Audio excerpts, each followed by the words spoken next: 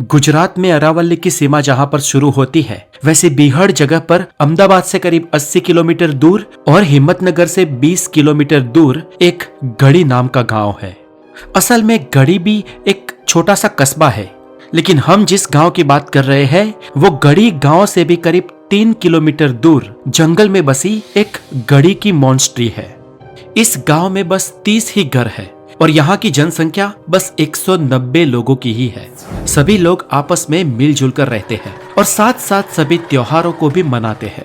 गांव में कुएं के पास एक छोटी सी स्कूल भी है, जहां पर बस चौथी कक्षा तक ही क्लास है। चौथी के बाद आगे की पढ़ाई के लिए पास में बसे बड़े गांव जाना पड़ता है।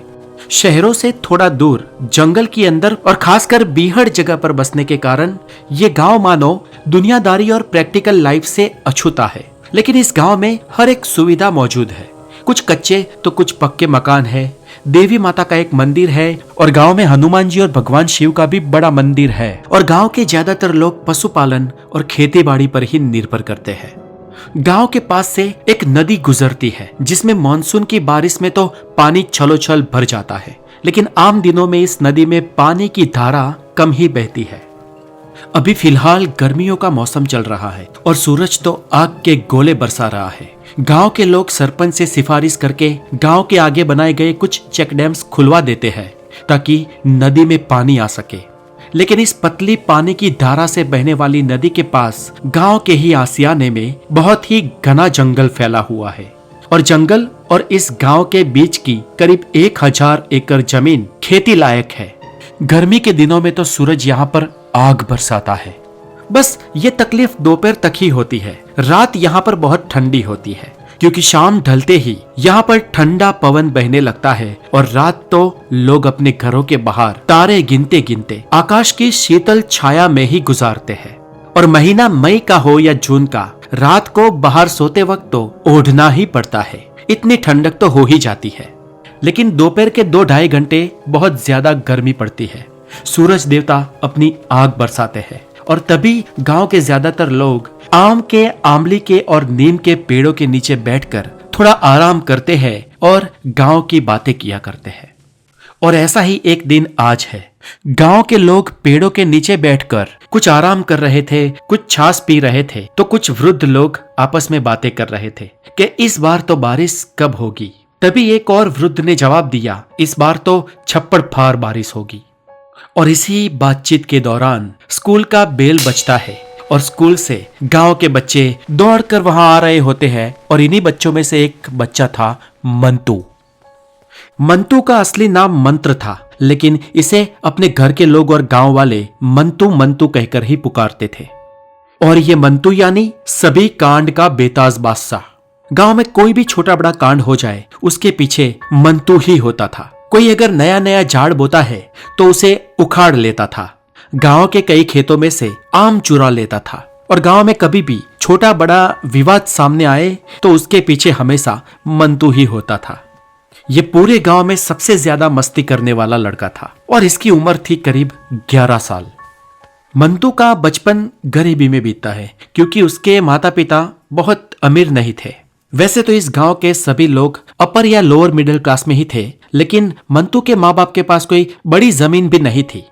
पर जो कुछ भी छोटी सी जमीन थी, वहां पर भी कोई बोरवेल नहीं थी। इसलिए मंतू के माँ बाप को जमीन पर खेती करने के लिए बस बारिश का ही इंतजार करना पड़ता और बाकी सारे महीने वो छोटा बड़ा काम ढूंढकर अपना गुजरान चला लेते थे। लेकिन मंतू जितना बड़ा शैतान था, उतना ही ज्यादा होशियार भी था। वो बहुत ही इंटेलिजेंट बच्चा था। गांव में अगर कोई भी उसे काम दिखाए तो वो दौड़ कर करता था और स्कूल में भी पढ़ाई में हमेशा नंबर 1 लाता था। और स्कूल में जो 3-4 शिक्षक थे, उन सभी टीचर्स में सबसे ज्यादा पसंदीदार लड़का भी मंतू ही था, क्योंकि वो उनको गांव वालों से चुरा कर मूंगफली, छाछ या आम भी दे आता था। मंतू को वैज्ञानिक बनने का शौक था, लेकिन वो अपनी गरीबी देखकर अपना सपना भूल जाता था। लेकिन बस उसे अपने जीवन में एक बात समझनी थी और किसी भी तरह उस चीज की खोज उसे करनी थी, और वो था टाइम ट्रैवल। मंतू के जीवन का बस एक ही सपना था कि उसे बस किसी भी तरह टाइम ट्रैवल जरूर करना है। और उसके इस सपने को उसके गणित के शिक्षक भी प्रोत्साहित किया करते थे। शिक्षक ने कहा था कि हम भविष्य में तो टाइम ट्रैवल कर ही सकते हैं और उसकी पूरी थियरी उसे समझाई थी, लेकिन भूतकाल में जाना थोड़ा ट्रिकी है। ये बात मंतु भी समझता था, लेकिन उसे किसी तरह भूतकाल में टाइम ट्रैवल करना था और उसे अपने दादाजी से मिलना था। यह बात उसके दिमाग में घर कर चुकी थी। इस बात को वो अपना मिशन बना चुका था। जब भी मंतु पढ़ने को बैठता तो वो लॉजिकली साइंस का इस्तेमाल करके समझने की कोशिश करता कि क्या हम किसी भी तरह टाइम ट्रैवल कर सकते हैं। पढ़ाई के वक्त वो फोकस्ड रहता और अपने सवालों का जवाब ढूंढता, लेकिन जब वो मस्ती पे उतर आता तो समझो पूरे गांव को ऊपर नीचे कर देता था। वो टीवी देखता, रेडियो सुनता, क्रिकेट खेलता और अपने दोस्तों के साथ पूरे गांव में मस्ती करता। लेकिन धीरे धीरे दिन गुजरता है, मंतु थोड़ा बड़ा होता है और हर दिन के साथ साइंस के प्रति उसकी रुचि लगातार बढ़ती रहती है। कुछ 2 साल गुजर गए और मंतु की उम्र अब 12 साल की हो गई। बारिश के वो दिन थे, जून का महीना था और लोग आसमान से बरसने वाले पानी की आतुरता से राह देख रहे थे। आसमान काले बादलों से ढक चुका था। गांव के लोगों का उत्साह आज अलग ही था। मंतु के माता पिता भी आज बहुत खुश थे, क्योंकि 1 साल बाद फिर से अब वो मौसम आ चुका है जब वो अब अपने खेतों में कुछ धान उगा सकेंगे, कुछ फसलें बो सकेंगे और कुछ पूंजी कमा सकेंगे। और इस सुहाने मौसम में गांव वालों के साथ मंतु का भी मन खुशियों से लिप्त हो गया था। वो भी अब ये सोचकर खुश था कि बारिश आएगी, मौसम ठंडा होगा, उसके माँ बाप को अब ज्यादा काम मिलेगा, नया मौसम आएगा और इस नए मौसम में तो अब पकौड़े भी खाने को मिलेंगे। और इसके साथ वो ये भी सोच रहा था कि बारिश कैसे गिरती है। इस साल जो उसे बारिश का पूरा साइंस और पूरा साइकिल स्कूल में पढ़ाया गया था, वो अब उसे देखने को और समझने को लाइव मिलेगा। मंतु की उम्र करीब 13-14 साल की थी। वो आज इस बारिश के मौसम में बहुत खुश था। गर्मियों के बड़े लंबे मौसम के बाद आसमान में काले बादल मंडरा रहे थे, बिजलियों का चमकार हो रहा था। बारिश की मध्यम मध्यम गिरती हुई झिलमिल बूंदें मानो एक संगीत के लय में गिर रही थी और सूखी मिट्टी गीली होकर एक मेस्मराइजिंग खुशबू फैला रही थी। गांव के बच्चे और औरतें खासकर घरों में थे और पुरुष खेतों में अपना काम कर रहे थे, लेकिन मंतु गांव के पास बसे जंगल की झाड़ियों में जा रहा था। उसे बस इस मौसम को वैज्ञानिक दृष्टिकोण से समझना था। मंतु जंगल के अंदर कुछ ही कदम आगे बढ़ा कि भयानक एक बिजली गिरी। गांव के सभी लोग इस भयंकर गिरने वाली बिजली से डर गए। मंतु भी डर गया। वो दौड़ के वापस जा रहा था, लेकिन उसके मन में एक विचार आया। उसने सोचा कि बिजली पीछे की ओर गिरी है, जरूर उसे वहां जाना चाहिए। मंतु बच्चा था, लेकिन निडर था, और निडर बच्चे परिस्थिति और समय की नजाकत को कभी कभी समझ नहीं पाते, और वो वही करते हैं जो वो ठान लेते हैं। मंतु भी फिर से जंगल की ओर चला जहां पर बिजली गिरी थी और वो प्रकाश दिखाई दिया था। और जब वो उस जगह पर पहुंचा, उसे एक काला धब्बा दिखाई दिया जहां पर घास जल चुकी थी।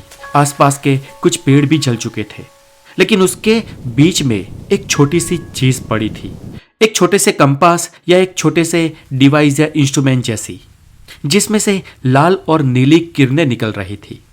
मंतु ये सब देखकर आश्चर्यचकित हो गया। वो ये समझ नहीं पा रहा था कि क्या किया जाए और क्या नहीं। मंतु उसके थोड़ा पास गया और इस चीज को जब छूने ही वाला था, तभी लाइट बहुत ज्यादा होने लगी और एक स्क्रीन जगमगित हुई और अंदर से आवाज आई, delta alpha monitor, delta alpha monitor. Mantu कुछ समझ नहीं पाया। उसे ये तो समझ आ गया कि यह कोई बिजली नहीं है, लेकिन ये चीज क्या है ये वो समझ नहीं पा रहा था।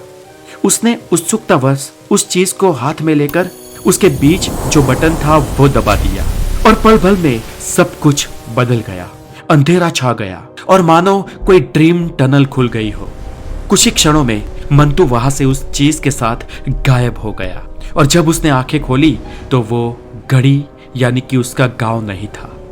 यह कोई अनजान भविष्य का शहर था जहां पर बड़ी बड़ी इमारतें थी, बड़े बड़े ड्रोन्स यहाँ वहां घूम रहे थे, ऑटोमेटिक कारें चल रही थी और एयर टैक्सियां भी चल रही थी। लोगों के कपड़े अलग थे और लोगों का रहन सहन भी कुछ अलग दिखाई दे रहा था। वह इस जगह पर एक रोड के पास फुटपाथ पर खड़ा था। यह सब देखकर मंतु डर गया। उसे समझ नहीं आ रहा था कि यह सब क्या है।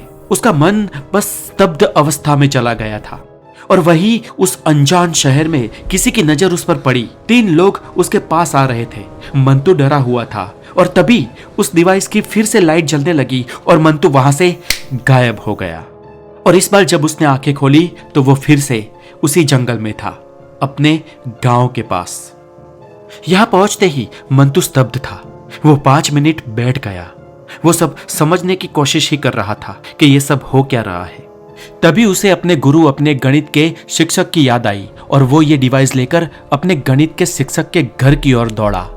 उसके गणित के शिक्षक पास में बसे गांव में रहते थे। घर जाकर ही मंतु ने अपने टीचर को सारी बातें बता दी और मंतु के टीचर, जिनका नाम था बद्रीनाथ, उन्होंने मंतु को समझाया कि हो ना हो, तूने जो बातें बताई उससे लगता है कि ये कोई टाइम ट्रैवल डिवाइस है जो हमें समय में, भविष्य या भूतकाल में शायद ले जाता हो। मंतु ने पूछा, लेकिन तो फिर वो शहर क्या था? वो बड़ी बड़ी इमारतें, वो कभी ना देखा हो ऐसा मंजर, वहां के अलग लोग, ये सब क्या था? इस बात पर बद्रीनाथ जी ने मंतु को कहा कि बेटा, हो सकता है कि वो यही जगह हो। मसलन तू जिस जंगल में खड़ा था उसी जंगल का हिस्सा हो, लेकिन वो परिस्थिति आज की, अभी की नहीं, भविष्य की हो। हमारा गांव शायद दूर के भविष्य में तूने जैसा देखा वैसा बन जाएगा। मंतु ने कहा, तो क्या फिर मैं इस डिवाइस के जरिए भूतकाल में भी जा सकता हूँ, मेरे दादाजी से भी मिल सकता हूँ? शिक्षक बोले, शायद, और शायद अगर हम इससे भूतकाल में जा सकते हैं तो हम भूतकाल में बनी कई सारी बुरी घटनाओं को खत्म करके आज का हमारा आज वर्तमान भी बदल सकते हैं।